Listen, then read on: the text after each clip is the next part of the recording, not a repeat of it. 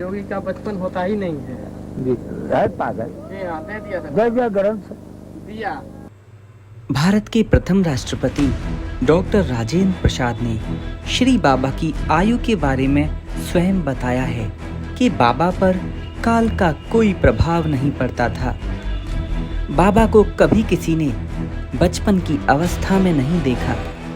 इसे सुनिए, बाबा स्वयं कह रहे हैं, बच्चा, योगियों का तो बचपन होता ही नहीं है। योगी का बचपन होता ही नहीं है। जी है पागल। जी हाँ, दे दिया था। राष्ट्रपति जी स्वयं बताते हैं कि जब मैं बच्चा था तब भी बाबा को उन्होंने ऐसी ही अवस्था में देखा और अब जब मैं वृद्ध हो गया तब भी बाबा वैसे ही हैं जैसे मेरे बचपन में थे। यानी इतने लंबे समय अंतराल के बाद भी बाबा पर काल का कोई प्रभाव नहीं। लेकिन योगियों की लीला और क्रियाओं के पीछे कोई ना कोई ईश्वरी विधान ही होता है। अमर महायोगी श्री देवरा बाबा ने 19 जून 1990 यानी योगिनी एकादशी की तिथि, जिस दिन भगवान श्री कृष्ण ने द्वापर युग में अपनी लीला का संवरण करके गोलोक गमन किया था, ठीक उसी दिन उसी तिथि को श्री देवरा बाबा ने भी परम धाम गमन किया था।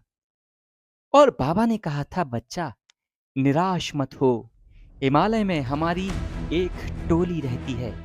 बच्चा, मैं योगियों की टोली का सरदार हूं, तुम डरो नहीं, मैं फिर प्रकट होऊंगा। परम स्वतंत्र न सिर पर कोई, वे परम स्वतंत्र हैं, उन्हें कोई समय कोई सीमा बांध नहीं सकती। वे अपनी इच्छा के अनुसार कभी भी प्रकट और विलीन हो सकते हैं। अपने भक्तों पर जब भी संकट पड़ा बाबा ने उनकी सहायता की। इसीलिए आप भी जब भी कभी कष्ट में हो उन्हें स्मरण करिए, रक्षा अवश्य होगी। कोई सा दुख कोई सा रोग हो, प्रेम पूर्वक सच्चे हृदय से उनसे प्रार्थना करिए और विश्वास रखिए। याद रखिए, लड़ना तो आपको ही पड़ेगा। भगवान श्री राम ने बाली को मारा, सुग्रीव की सहायता की।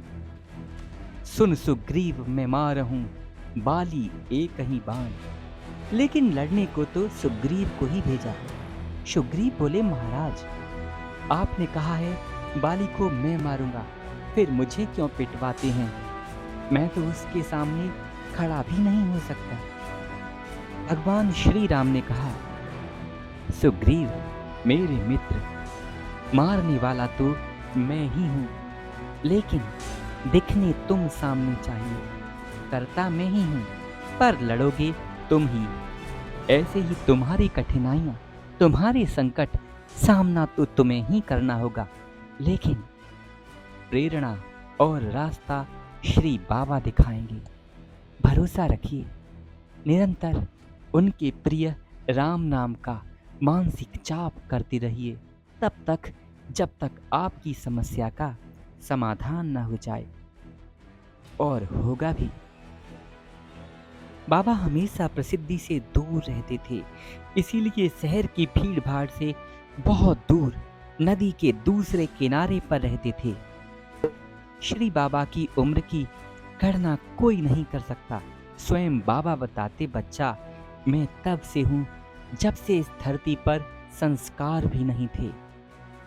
बच्चा, इसीलिए मैं ईश्वर का बोध स्वरूप हूं।